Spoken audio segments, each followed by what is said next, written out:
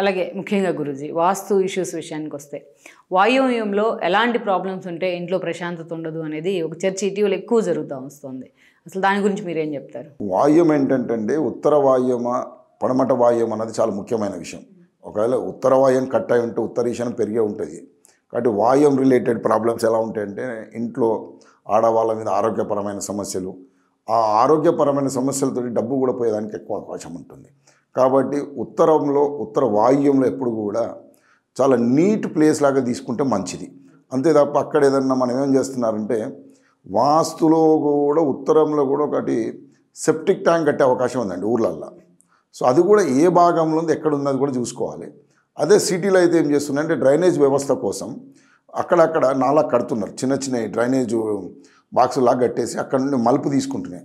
అవి ఏ స్థానంలో ఎక్కడున్నాయని చూసుకుంటే అక్కడ ఆరోగ్యపరమైన కానీ లేకుంటే ముఖ్యంగా ఆడవాళ్ళ మీద లేకుంటే అమ్మాయిల ఇంట్లో ఉన్న అమ్మాయిల మీద ఆరోగ్యపరమైన ఛాన్సెస్ ఉన్నాయి, ఎక్కువ ఉన్నాయండి. కాబట్టి అక్కడ ఏమీ కూడా చెడు జరిగేటికి లేకుండా చూసుకుంటే మంచిది. వాయువ్యం ఏంటంటే ఉత్తర వాయువ్యమా పడమట వాయువ్యం అన్నది చాలా ముఖ్యమైన విషయం.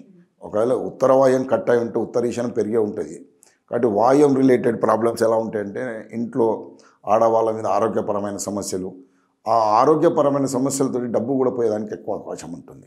కాబట్టి ఉత్తర వాయువ్యంలో ఎప్పుడు కూడా చాలా నీట్ ప్లేస్ లాగా తీసుకుంటే మంచిది.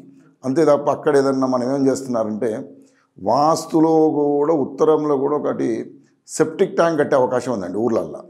సో అది కూడా ఏ భాగంలో ఉంది ఎక్కడ ఉన్నది కూడా చూసుకోవాలి.